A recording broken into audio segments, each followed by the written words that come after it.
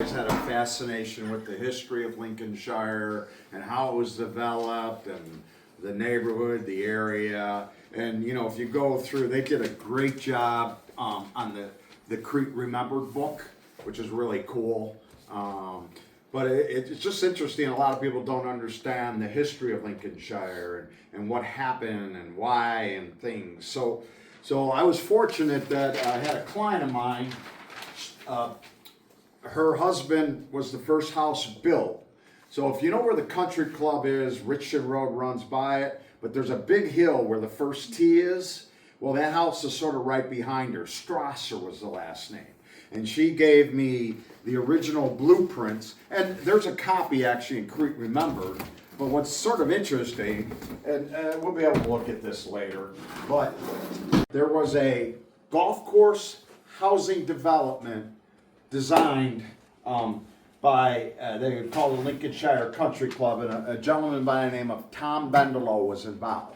Now, if you don't know Tom Bendelow, he designed over 500 golf courses. Some of them he did was Medina number 3, Olympia Field South, Naperville Country Club, you know, some really great golf courses. But this is when golf was just booming in the early 1900s. And so they went, there's a group out of Chicago that basically, I guess, fell in love with Crete, figuring, okay, Lincoln Downs is being built, 1927. The construction of Lincolnshire probably started in about 24, 25. By the time you built, they had 4 golf courses that were part of it. And if you take a look, there was a housing, and I'll leave this up later to make some sense, but there's all these houses that were going to be built around the course. So some of them, they were considering cottages because a lot of people lived downtown, and there was actually a train that came down. There was a station, I think, right by the backside of the new historical museum. And there was another station in Stager, there was one in Glenwood, but it wasn't the IC, which goes out to University Park, but that's the train that went through here and ended up at Balmoral, okay? And so a lot of people from Chicago, instead of going like to their cottages in Michigan, back then you took the train, took your family here, they had the pool, you had Deer Lake, you had horseback riding. So let's just talk about, and they developed, so the first thing they did is they basically created Deer Lake. So they dammed up, I believe what was called Goose Creek at the time it was called, and that created Deer Lake. Now, if you notice, if you drive down Richmond, the lake has been recreated. And I don't want to discuss who, what, where, or why, but the dam had sort of broke when they did the new road through Richton. They just didn't mess with the dam, but they patched up the hole that was there, and the water was spewing out, going to the creek or whatever, and Deer Lake is now back to Deer Lake. I'm not here to discuss who, what, where, and why, but Deer Lake originally was drained for drainage for all the new houses, okay? So when Lincolnshire Country Club was built, it was finished in 1930, okay? But the course, they had basically 3 courses built, okay? And a 4th one they put in the greens. Now, the map is sort of tricky, but Lincolnshire covered like 1,300 acres, running from Exchange to Stager Road, from Route 1, or Dixie Highway, to, let's just call it Crete Road. Does everyone know where that Crete Road is? So that was this whole development, the brainchild. They invested a lot of money to get things going. So basically, let's think back, okay, 1927, the economy is awesome, it's the roaring 20s. You know, the Model T, people could drive cars. I mean, it was just a really cool happening time. And because you had the railroad coming from Chicago, which like you said, you had Baltimore or Lincoln Downs going. I mean, they were drawing 15 to 20,000 people on the weekends for their races. Imagine how many trains they had going back and forth and people driving down Route 1. So when Lincolnshire was originally developed, it was hopping. Golf was big, everyone was working, the economy was great. Well, guess what? I don't know. Anyone here born during the Depression? I just know from my dad. But if you talk to your parents and your grandparents, it was brutal. I mean, the Depression was, man, you grew your own food and the families helped each other. And I know my dad caddied at Ravislow Country Club. He lived in Harvey. When he was 8 years old, he'd get a nickel and an apple. Guess where the nickel went? To the family. I mean, it's just, it's shocking. Like, our generation can understand it, but you try to talk to some of these younger kids, they got no clue. They got zero clue. So Lincolnshire basically had 3 courses built. The current 2 courses, which is Lincolnshire Country Club, and called Lincoln Oaks, which my brother and I own, was called the East Course. Then there was a course to the south. So if you just go straight south from Lincolnshire, like Crete Road, to the right of Crete Road, like you said, you grew over there, there was a 3rd course that was built, but then they went into foreclosure, blah, blah, blah. They closed that during World War II. They actually sort of kept it open during the Depression, but in the early, like World War II, they had to close down because you had no gas, blah, blah, blah, whatever.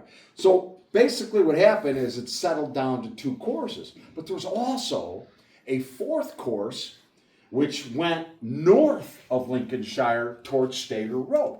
So that would be Swiss Valley. Like if you drive down State Street, does everyone know State Street? You take Richton, you hit that stop sign, and then you go to the north. Well, you have, if everyone's familiar, you have 2 streets are Cornwall and Denell. Okay? That was part of the 4th golf course. Just, they put the greens in, they did some things, and Swiss Valley was part of it. And then also, if you go to the east of State Street, they built some of those newer houses. That was part of the golf course. And all the courses ended up coming right back to where the current clubhouse is, give or take a block or 2 of walking.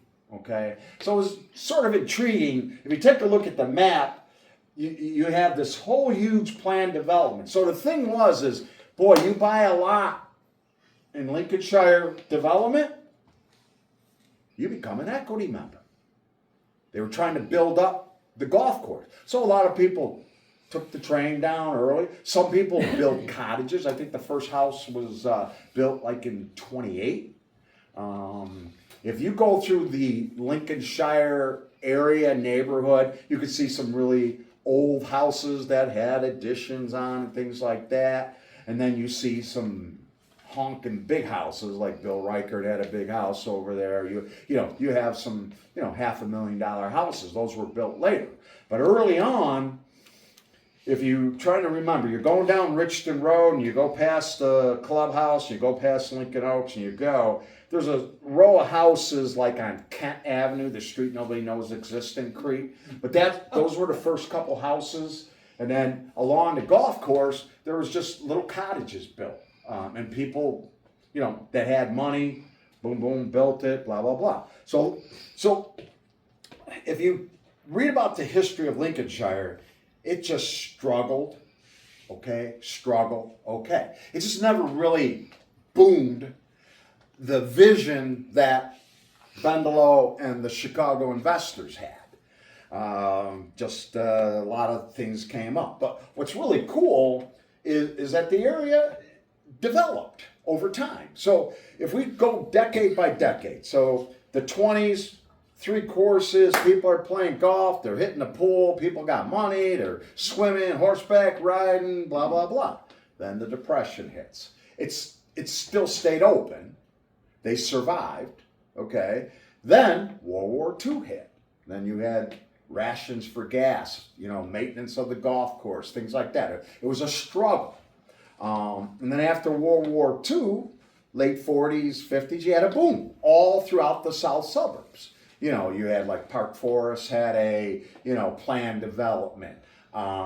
Crete, Lincolnshire then grew a little bit more, but it wasn't because of the train, because that train, I think, sort of dissolved in the 50s or 60s.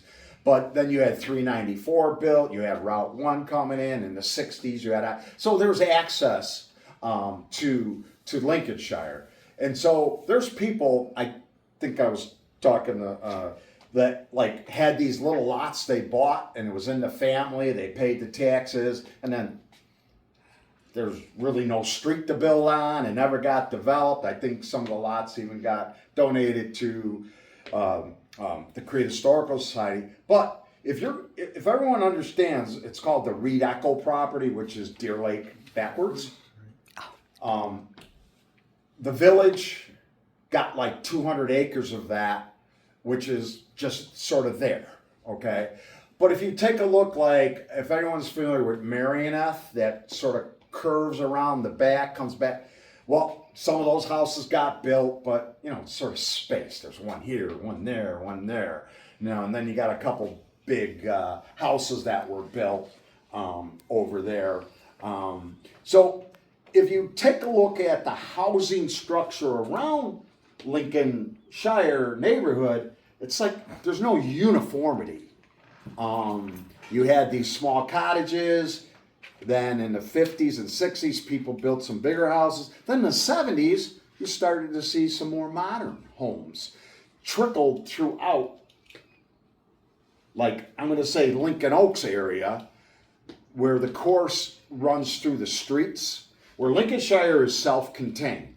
It's all by itself, okay? But like Lincoln Oaks, or the East Course, there's streets. It's 4 quadrants. And you see some big houses, for example, the Jones family that own the pool place or whatever.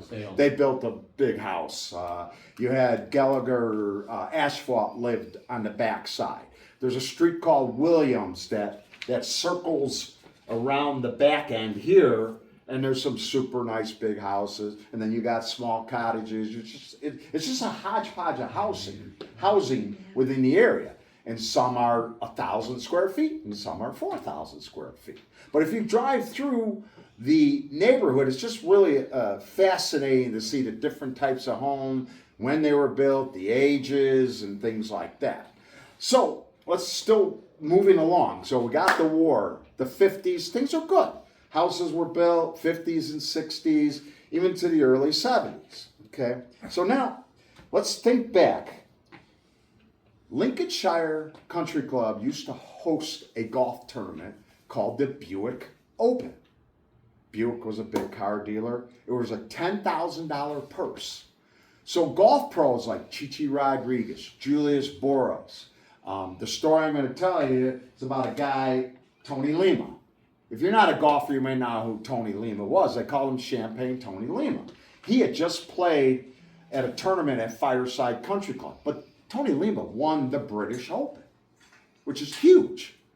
And the Tony, they call him Champagne Tony because he said, every time I win a tournament, I'm buying champagne for everybody. You got to understand, like in the 50s and 60s, pro golfers don't make the money they make now.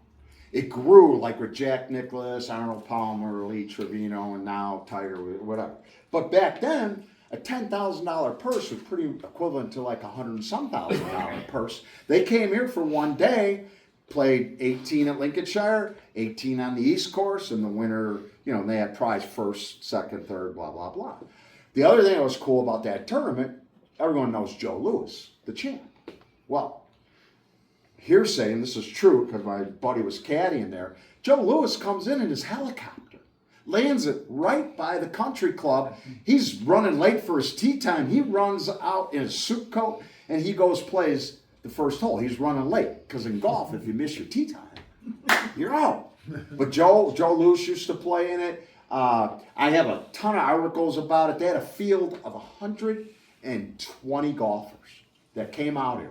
Mostly some pros, amateurs in the area, but that lasted from about 63 to about 72, 73. But Tony Lima in 1966 was flying here to play in that tournament. His plane crashed at Lansing Country Club. Tony, his wife, manager, and the pilot, see you later, unfortunately. They crashed. And the weird story is a buddy of mine's dad was the first cop on the scene in Lansing. They were still alive when the plane hit, but there was so much heat and fire. He still has not, dad's passed away, but he had nightmares because the people were trying to get out. So that, not that that's Lincolnshire is famous for that, but that's a story about somebody that was coming here to play. Okay, now let's talk about another story, which Lincolnshire is a little famous for, is the Pilato shooting. Everyone hear about the guy getting popped on the 8th hole.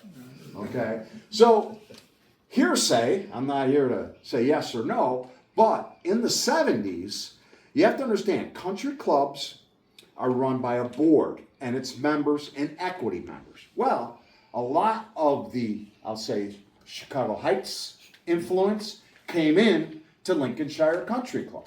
A lot of Italian names, okay? And in 1981, there was a setup for Pilato. Boom, guy came out of the woods, popped him, shot like 20-some times. Well, he didn't die. Well, the mob sort of took care of it themselves, okay? But if you read the history, there's a great book written about the Chicago Heights mob that really talks about that story. And it comes all the way down to Al Capone and Taco and all the Italian people that sort of ran. But in the 70s, Lincolnshire had a very large Italian influence. It was their playground, their playland. But the 70s, with the steel industry, it was sort of a good economic time. But then late 70s sort of died off. Early 80s weren't nothing. So then, by the mid 80s, things were different. But the Pilato story is super interesting. And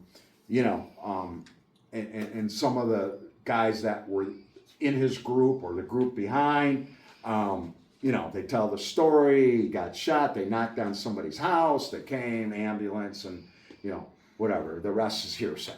Okay. So that's another sort of legend about Lincolnshire. Okay. So now you got into the 80s. Then, like mid to later 80s, now you saw Crete develop, and we'll call it Lincolnshire East. So if you guys are familiar, closer to the expressway, Ronald, Charles, all those houses were built in the 70s. There was another housing boom. And around Lincoln Oaks, because those were really the only lots available, and a few houses down Richton Road. Then, if you go down Richton, you got some beautiful townhouses, and you got some condos. Those were built. And they had a view of the country club side. And those sold pretty fast. A lot of local people lived there. But if you go to the Reed Eckel property and you go down Creek Road, right and left of it, it's still farmland. Okay? But imagine when this development was created in 1916, it wasn't really wooded. Okay? A lot of it was farmland. There was trees and things like that. So like on Lincolnshire and Lincoln Oaks, we have 100-year oak trees that were probably, planted then or were growing. They built, like Bendelow would come out and he had these stakes and he'd just walk the land, put a stake. I like the tee here. He'd come in here. Let's put a sand trap here, there, put the green. But I'll use both Lincolnshire and both Lincoln Oaks are basically the same layout as Tom Bendelow built in 1927. No real changes. You got to understand, back then, they didn't have the big earth-moving equipment that they had now. So, like, if you look at, I know my course, I know I was a member of Lincolnshire. I know them both. But that's the original layout that he designed. And we're going to be celebrating our 100-year anniversary next year, which is sort of cool. If you go online, 1991, Mike LaCar and Tom Knuth they called it the Crete Videos or something. Videos. They have like 6 different videos. If you go online, it's really interesting. They did downtown. They did a video on Balmoral Park. They did a video on Lincolnshire. They did a video on one of the farms. It's really fascinating. If you just go, Google, say, history of Crete or Lincolnshire, you'll see the stuff. If you're bored, it's really cool to read about the transformation. So, I'm trying to move forward here, but now we got into the 80s, the 90s. The economy was really good. 91 to 2006, if anyone can remember, the economy was fine. Some more houses were built. Membership was pretty decent at Lincolnshire and the East Course, okay? But 1986, okay, we just got through some bad times. Lincolnshire was in debt. Okay, so they turned the East Course into a public golf course and called it Lincoln Oaks. All right, and it was a boom for them because now they didn't have enough members to support 2 courses, so now they were getting revenue from Lincoln Oaks, which helped the country club stay alive.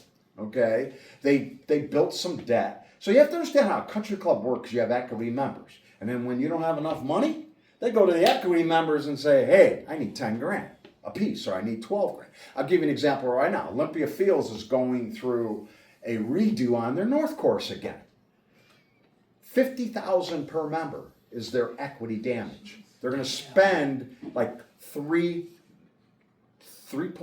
or 4 million, redo their greens, because they want to host another tournament, okay? So country clubs, when they run out of money, what do? They go to the equity members, okay? Now remember, you had equity members that bought lots and automatically became equity members, but then during the Depression, they just handed their land back or whatever. But if you look at, but the interesting thing is, the Village of Crete did a great job. They're got like 200 acres of it to control the land. And somewhere down the road, and at the end of the presentation, there's a really something that just came out that you all hear for the first time, okay? They sold some land. Lincolnshire is notorious for selling land. So like my cart path on my golf course, he traded like 20 acres to a guy by the name of Denise Lecoq's sister's husband. So he traded land and put in the cart path.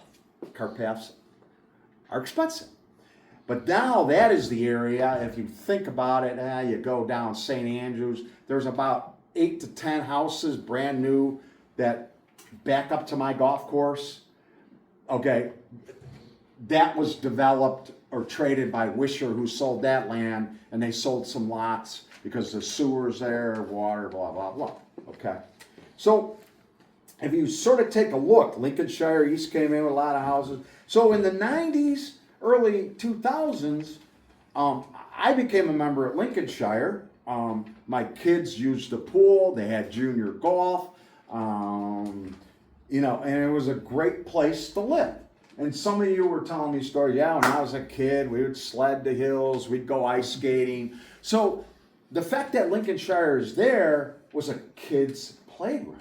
Because let's face reality, in the 70s, 80s, and 90s, we didn't have a lot of rules for our kids. You come in when the street light goes. Oh, they don't have street lights in Lincolnshire. But I'm just saying, they came in. So like living in this area, if you talk to people, they just had a great fondness. Because at night they could go on the golf courses, have some fun, or as a kid they played junior golf. There was a tennis court, part of Lincolnshire. The pool was an awesome thing, and it was just a very good for the community.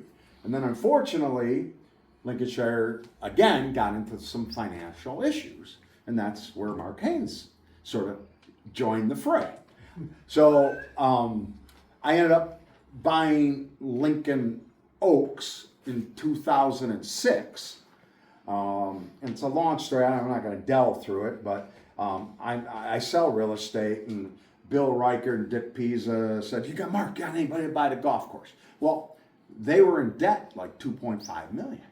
A lot of money, 2.6, maybe even more. So I called my brother up and said, John, you want to buy a golf course? He goes, yeah, let me call my college roommate, Tom Kaufman. He was an Evans scholar. 5 minutes later, I'm in. So we figured out how to do it, and then we bought the course, and this we've owned it for 20 years. Okay, all right. But the cool thing is like then Lincolnshire has evolved, and it's not a country club, but it's a great golf club. Their membership is up. They had like 275 members. George Stafford ended up buying after I bought. They paid off their debt. They had some equity members. And then they ran into some other issues. And then George Stafford ended up buying the equity position of everybody. And then he bought the course in 2014, 13, whatever. He's currently running it, okay? But he is, most country clubs have all these equity members. Lincolnshire doesn't anymore. George Stafford runs the show. But golf with COVID grew again, okay? So that's sort of like what's sort of happened to date, okay? So like Lincolnshire is very healthy. They got good membership. They're doing great. They got a lot of people from Indiana, whatever. Lincoln Oaks, we're just working hard. We host 85 outings a year. We do a lot of charity events there, things like that. So the golf industry now is pretty good, okay? Anybody have any questions? I mean, I've read a lot about the development. There's a whole ton of stuff. So if you remember, like when Deer Lake was created, you see all the trees between the country club? Those trees weren't there.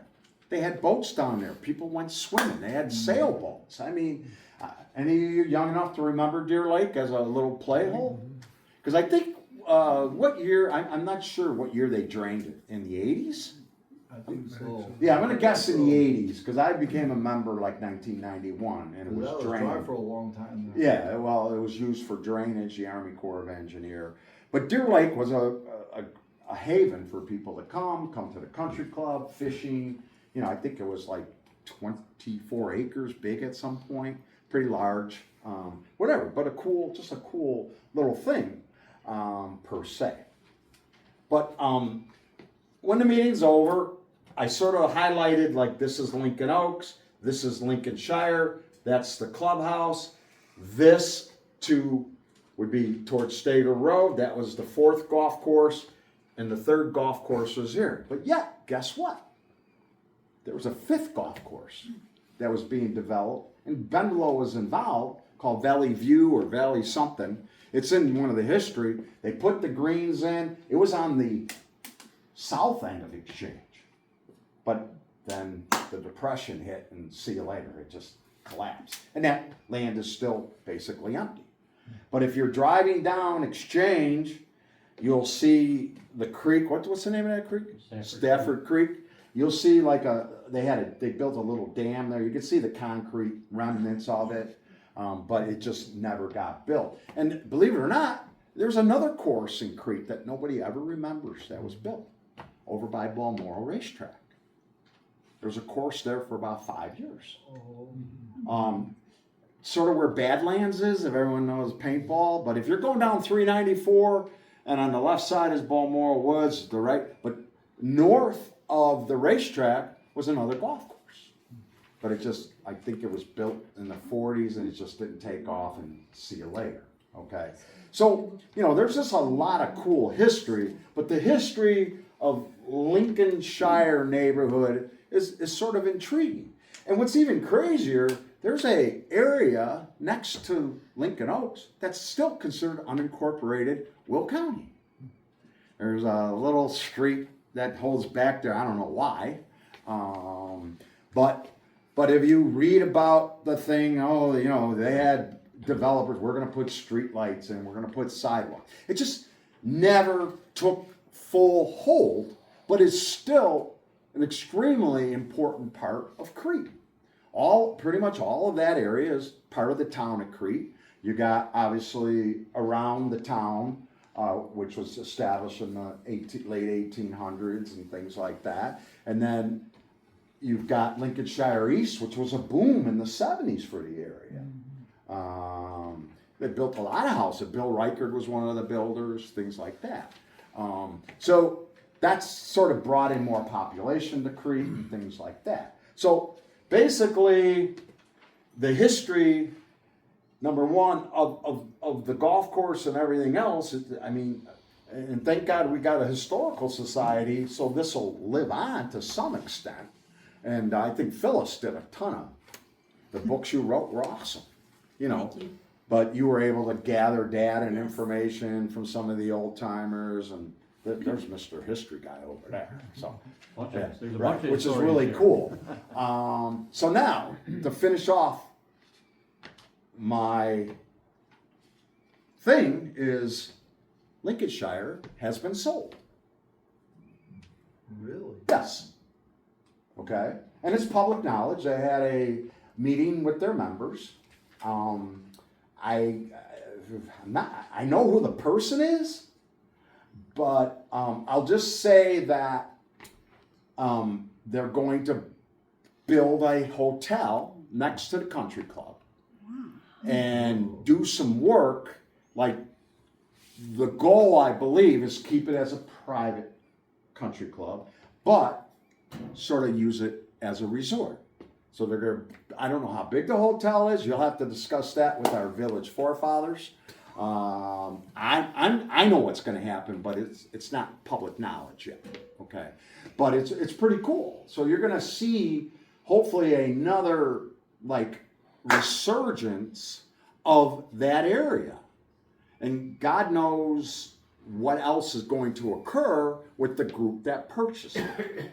I believe they're going to do some other positive things in the community, which is good for everybody. Okay, and I know some people say, I don't care about golf, I don't care. But, you know, the one thing that Lincolnshire supplies is, you know, when we get a big heavy rain, where's all the water go? They took, Into the creeks. everyone had to take their sewers, you know, their pipes out of the sewers. Well, part of Lincolnshire and Lincoln Oaks is basically natural drainage. So when it rains, we have some retention ponds and whatever. So it's fresh air. People can walk around and things like that. So I'm just saying, even though if you're not a big fan of golf, there's a lot of positive things that come out of a golf course. And I'm not just saying that because I own a golf course, okay? But like you said, there's other golf courses in the area. A lot of them are municipally owned. So basically, people don't understand, but in 2006, the village of Crete was interested in purchasing Lincoln Oaks. But they felt like they didn't want to be in the golf business. So some knucklehead here wanted. But that's just a little history. Does anyone have any questions? I mean, yes, sir. I heard that Lincolnshire East was a ladies' club. I mean, a ladies' Yes, it was club. called the women's course. Women's course. But you know what? They've had 4 U.S. Open qualifiers. So if you know golf history, there's a really cool piece of history. There's a guy by the name of Jack Fleck, 1955. They had a U.S. Open qualifier, not a regional, but the top 6 golfers would go to the Olympic Club in San Francisco and play in the U.S. Open. U.S. Opens. They played at Olympia. They play at Pebble Beach. They play at the best courses in the world. So Jack Fleck wrote in his book, I'm sitting in the turnaround at Lincolnshire waiting for the scores to come in. Okay? Well, they played 18 holes at Lincolnshire. And at the time, this was called Lincoln Oaks. They played 18 holes at Lincoln Oaks. Now, you want to call it the ladies' course? Guess what scores were higher? What course was more difficult? Lincoln Oaks or the country club Lincolnshire? Well, Lincoln Oaks, the scores were higher. And Jack Fleck, who ended up beating Ben Hogan in a playoff at the Olympic Club, one of the biggest upsets in golf ever, qualified at Lincolnshire, Lincoln Oaks. And he's sitting there saying, man, I don't think I'm qualifying because, you know, he's waiting for the scores. Well, the weather got a little crummy. And guys, everyone thought Lincoln Oaks was easier. Well, it wasn't. It was about 2 shots tougher. He qualified by a shot, went to San Francisco, beat Ben Hogan in a playoff. There it goes. So that's a little folklore. They had qualifiers in the 30s, 40s, 60s, and 1991 was the last qualifier that they had at Lincoln Oaks, Lincolnshire. So that's a little golf history. That's a great question. Anybody else? The original owner, did the Depression take them down then? Or, Yeah. Well, the original owner was Lincolnshire, whereas the names slipped me. There was 2 guys out of Chicago that bought all the land. They bought, like you said, 1,200 acres from some farm people. I should have wrote the names down, but yes. So what happened is in the during the Depression, they couldn't make, like, what do you think the clubhouse cost to build? That monstrosity of a building. Oh my God. Back then. Yeah. Oh, I'd say God. $300,000. $175,000. Whoa. Okay? All right. But that's a lot of money back then, but they didn't pay their note, their mortgage, the bank went after them, they forgave some things, and that's how I think the bank got the land back, some of it. They sort of foreclosed, forced them to close, but somehow they figured out how to survive the Depression, and then World War II was pretty tough. Then after that, it's been pretty good. But once again, country clubs just sort of come and go. Right. And we're fortunate that it stayed open because it does supply. People say, like I get 40,000 people a year driving to my golf course. Hopefully they stop and get some gas. Hopefully they go to Smokey Joe's or they go somewhere in town to eat or whatever. So there's a benefit. And I'm not just saying that because I own it, but people come to the area and they discover Crete. And the country club used to host a ton of weddings and things like that. The previous owner, George, he tried to do a restaurant and things like that, something very positive. Not sure if it was good or bad, but now the new person, they're going to redo the restaurant, they're going to build a hotel, and hopefully some of the other things that he's going to do, keep your eyes and ears open, are very, very positive for our community and the surrounding areas. So it is public record. I just don't want to disclose who it is. The village knows because obviously they're transferring liquor license and doing some things. But that will all come out. But it's a very positive. I'm not spreading a rumor, but it is a fact. Like I said, they met with all their members last Saturday. My brother met with the new owner because we get our maintenance from them. And they didn't really talk. They just introduced themselves. I was working. So yes, so you're going to have a little bit of a change. And I think it's something that's super, super positive for Crete. Yes. Just wanted to mention also, south of the golf course in that area, there's no houses. Used to be a polo field there. Yes. They played polo there. And I believe the horses were kept on Richton Road where the railroad used to go through.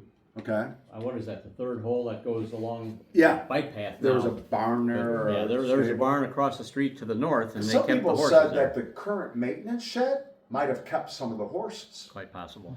Because if you look at it, it looks like it could be stables.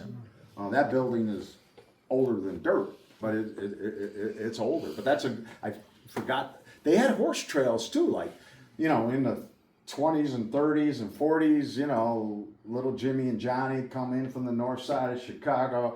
Where the heck is Crete? Hop on a horse, things. And I think, like, some of you that grew up in the area, like yourself, a lot of cool things. It really has, if you talk to anybody about Lincolnshire and Crete, they have fond memories of growing up in this area. Because it's rural, but yet not rural. You know, you're close enough to everything. I mean, this story doesn't mean anything. My dad's family came from Harvey, and they used to come on Sundays to the Blim farm because two of my uncles worked on the farm. My dad said every Sunday we'd go to the Blim farm and picnic and grab our food right out of there, you know, and because Route 1 was Route 1 into Dixie was a pretty popular road, and then you're cutting across, you know, Sauk Trail, which the Pony Express ran through, Route 30, things like that. But that's a whole different story. But yeah, I'm a historian. I grew up in Riverdale. So that's where a lot of my history is Riverdale, Harvey, and I went to Queen of Apostles School, which closed, but I keep the history alive. I'm not replacing anybody here. I'm just trying to I've lived in Crete since 1987, just to understand the history a little bit more. There's a lot of cool things going on. And hopefully down the road with the grant writing and things like that, you get that museum up. I always said, you know, my grandkids are, you know, 1 and 2 right now. Hopefully 15, 20 years from now, they'll be able to go and say, oh, that was Grandpa's golf course. You know? I mean, just little things like that. Just as some of you remember from your grandparents. Yes, sir. Well, I never was much of a golfer, but Lincolnshire was a great place early in the morning for pheasant hunting. They used to chase us right off. They didn't like it. Well, you weren't a member. No, it wasn't. What, bow and arrow or BB gun? 12 games. Well, people don't understand. There's a lot of hunting in the area. So, but I mean, you got to understand, like this area was prairie and woods, and I mean, I try to go back in time. My dad used to tell stories about Crete. You know, as a kid, he would come out here. I think they had a model Ford or something. They drive down Route 1 and pack it up, and they go to Dr. Blim, wasn't it? His farm, and visit Uncle Bill. I don't know if you guys, Uncle Bill lived in Crete. He had a one-armed guy. He was involved with the F-Men. Yes. Yeah, which you were awesome. Charlie George Gaines. and Bill. Bill Gaines. Yeah, you gave me a plaque in honor of my We uncle. did that back in Right. 2009 or Yeah, something. yeah. when I was Still doing have it. that. Yeah. Any Thank other? you. Yes, sir. Which is on Olympia Fields or? Olympia Fields was early 1907, 1908. But Bendel was involved with that. And I think he got the idea, like, hey, the train, not too much farther.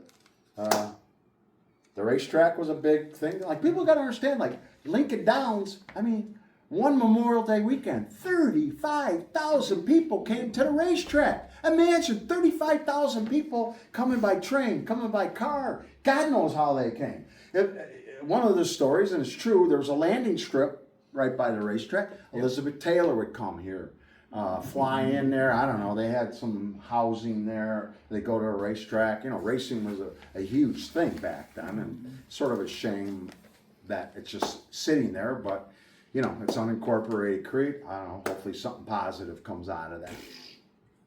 Yes, sir. I grew up there on Gloucester in the Reed. If you don't know where that's Exchange and Crete Road. Right. And I lived in the first house on Gloucester, which is like the third house now. And, the lady behind us on Crete Road, Mrs. Marge Reiner, after her husband had passed in the early mid-'80s, she claimed she was the last free member who didn't have to pay dues at the country club. So what happened is if you bought a lot, you got a membership. But you still had like to pay for your food, some other things.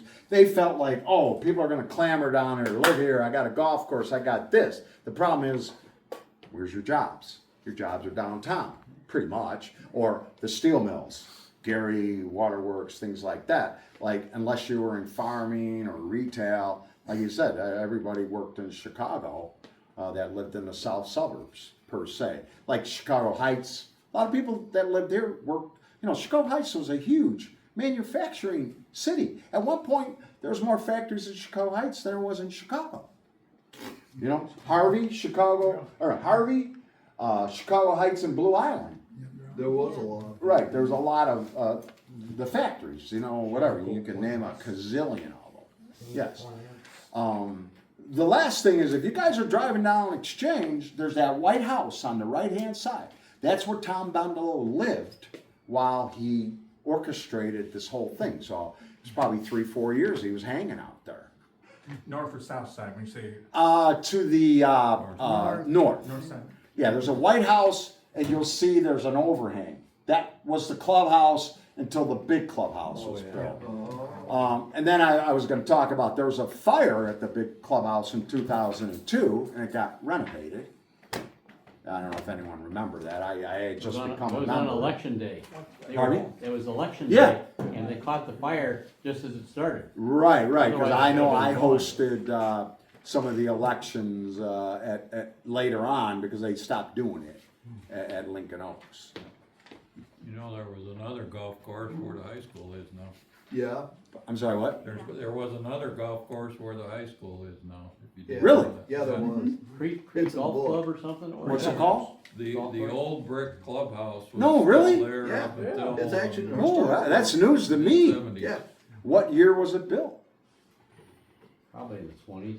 Probably about There was a sign on the building that used to be on the corner of Main and Exchange where the Crete Service Center is. Yes. Where they had a parade going through town, 4th of July, and on the side of that building, there's a big sign there, the Crete Golf Course. And mile that what way. was the official name? Crete Golf Course, I think. It was called Creek.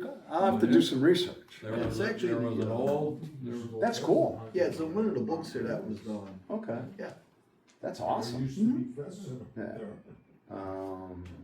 No. Anything else? You guys can finish your meeting. I hear we got an awesome film, and afterwards, if somebody wants to look at this, you talk about kids growing up in Crete. Douglas Lane didn't exist and there was no Forest Glen back there. no. Well, that was a great little walking trail through the valley, you're farther over. Yep. Yeah. But that was part of Way the over there Lincolnshire by property. Way over by your. Well, here's everything. Spanos. Yeah, yeah. So like typically where Spanos is, the fun center, the woods and all that are the backside of Lincolnshire. Yeah. And technically, the third golf course. Well, there's supposed to be houses here. The north, south, east, west is Yeah, this basically is Forest Glen. That's this Forest is Glen where right the there. fun center is, pretty much. Yeah. So this is Richton Road, okay, and the fun center is just sort of right here. And then there's that open land back there. You know, you got McNally's Landscaping with the barn there, and there's some land back there. And then the gentleman that bought the fun center, who also owns the racetrack, Balmoral, Pinnantonic and Beecher. God knows what he owns. I just know he has a lot of trucks. But lo and behold, hopefully down the road something will occur at the fun center. Well, down that trail, just about every kid in town probably walked that trail. Well, wasn't there the the old back. railroad was there, or Yeah, was the railroad was there? still there? But you'd come out, I don't know what hole that is. Fifth hole, Is that the fifth 5th hole? or 6th. Fifth and You would sixth come hole. out. Well, okay, you Well, got the basic- walking trail. You that, know the bike trail now. yeah, That's kind of where this little path yeah. ended up, and you could walk out onto that fairway. Well, my brother and I and friends and probably Tim and everybody else, we'd walk back there and we'd hang around, we'd look for golf balls in the creek all the time. Well, you got to watch out if he's shooting a pheasant. If you didn't have your vest on, you might have thought he might have flushed you out. Sometimes we'd get an old muddy golf ball out of the creek and then we'd go over to a ball washer and we'd wash it and probably contaminate it. Yeah, I would get to you. Yeah. But the funniest one I remember, my brother and I were walking, I think it was just my brother and his friends were walking out of the woods, and my brother saw a brand new nice ball just laying there. Well, he ran out of the woods, that path of the woods, he picked up that ball. Well, the guy started screaming right away because he had just hit it on the before. Luckily, it wasn't Pilato. You know? No, I'm just being funny. So he just threw it up in the air and we took off or something. So, you know, it's the good old days. No, and I think if you go through some old Facebook posts and you get people responding about the love they had about Lincolnshire and the area and what they did, and it's just fascinating. To me, it's fascinating. Well, that path that Bob was talking about, we used to walk over there and we'd go through Trebolt's Woods. Because they had cows in there, and it was nibbled down pretty good from the cows grazing, and you could walk along the fence line. There was just a path right there you could walk along. And so my friends and I, one winter, we were out running around and stomping on ice in the creek back there and stuff like that. I don't know how deep that creek was, but that probably wasn't a wise thing to do. But the fourth hole is a short par 3 hole, and the creek runs through that, and the fifth hole, you got to go over the creek twice to get to the green. Anyhow, the tee for the fourth hole, short little hole, shoots over the creek. Yes. And they were digging out that whole bank of ground there. You should have seen how many golf balls were frozen into the mud there. It was unbelievable. Probably ones with the square patterns on it yet, too. Right, but if you've never played Lincolnshire, it's really cool. What's the name of the creek that runs through there? You're Goose smart. Creek. What? Goose Creek. But it winds through, but then it sort of stops. Merge right there. And I think there was something between the village and so hole number 6, when you get a huge rain, it just floods because the water has nowhere to go. Supposedly, Crete started to put a sewer, and then there was some type of internal battle between Lincolnshire and whatever, and the sewer never got finished, per se. But it's pretty cool. But that creek is awesome. And by the way, I got my first hole in one on hole number 4 there. Oh, is that right? There, that's the folklore. But yeah, that area is it's beautiful back there. If you've never had an opportunity in the winter, I think you could, if you ever want to take a walk, it's just really fascinating. But the course is laid out the course itself is laid out exactly how Mr. Bendelow, designed it. And I had a chance to talk to his grandson came out to my course. He wrote a book about the Bendelow designs and things like that. So it was really interesting. He's not a Donald Ross, but he 515 courses that he worked for Spalding Golf, Wilson. So, that stuff from the early 20s and things is pretty fascinating. The golf industry as a whole. Well, we'll all be waiting to see what the next cycle is out there. Now, it goes up and down, and now it sounds like we've got a positive thing coming up. Well, what's happened is a lot of courses have sold because the land was more valuable than as a golf course. Mostly more in Indiana, but like, for example, Longwood became part of a forest reserve. Unfortunately, it was a nice golf course. You still have in the area. I mean, believe it or not, Crete has Tuckaways unincorporated Crete. Mm-hmm. You got Lincolnshire. There are 23 public golf courses within 13 miles of Lincoln Oaks. Wow. They're more than you can imagine. You got forest reserve courses and things like that. But like you said, if you don't play golf, the golf industry. Let's put it this way, and I'll close with this. So, if you play golf, statistics will tell you that you will live 5 to 7 years longer than if you didn't, because you're outside, especially as you get older. I mean, I have a bunch of seniors at Lincoln Oaks, and I just crack up. You know what? I'm a hip expert, new knee expert, rotator cuff expert. It is fascinating. And when I get some of the older gentlemen, oh yeah, I played a couple outings here, and when I visit my cousin, and we'd go sledding down the 18th, or it's the first hole at Lincolnshire, and it's just really fascinating the love that people have for Lincolnshire area. Okay, it's pretty cool. So. Yeah, let's just, like you said, the Historical Society is doing a great job getting the word out there. And I'm just excited to talk about the little I know. You're excited? Yes, I'm excited. Well, you never know. You're an No, enthusiastic the guy. history's good. My wife thinks I'm nuts. That's okay. Any last questions when we're done? We can go over the map. I want to see the Blizzard of '67. Sure, Yeah. say here. I That's walked next up. home with cardboard in my shoes. You know? Thank you, Mark. That's a very nice presentation. I was gonna say, my golf partner Willie and I here, we played in a couple of outings and, we won. We had the highest score of everybody. Now, who's golfers in here? I don't think anybody. You Well, he's the only one. I wouldn't call myself a golfer, but I don't call myself a golfer. No. Well, I enjoy watching it. Yeah.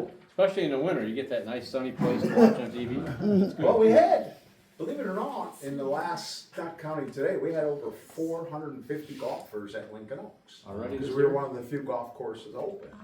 People just, it's become, you know, especially as guys get older, everyone's retiring at 50, 51, 52, God knows. But it's just something that people do with their friends, they go out. You don't have to be good, but I've learned a lot about life just hanging out at the bar. You know, I work with a guy who's 62 years old. He retired from home disposal, and that's all he does for a hobby is golf, and he loves it. And he'll live to be 88. Yes. No, I'm just kidding. Let's finish your meeting. I can talk all day. Thanks again, Mark. That was Thanks, very, Mark. very interesting. That's what our historical society does. We have events like this to get interest in the community. Next month, Jim Flax is gonna be talking about the, Nature Foundation. Nature Foundation of Will County, so come to that too. You got some That'll be trees a good for one. I've Okay. lost over, Yes, I've lost over 100